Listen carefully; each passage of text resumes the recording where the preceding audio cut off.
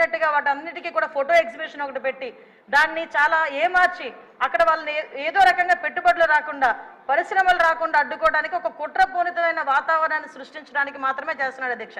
ఇతగారి తాలూకా నైజం కూడా చెప్పాలి అధ్యక్ష. అధికారంలోకి వచ్చిన తర్వాత 2024 అధికారంలోకి వచ్చింది అధ్యక్ష.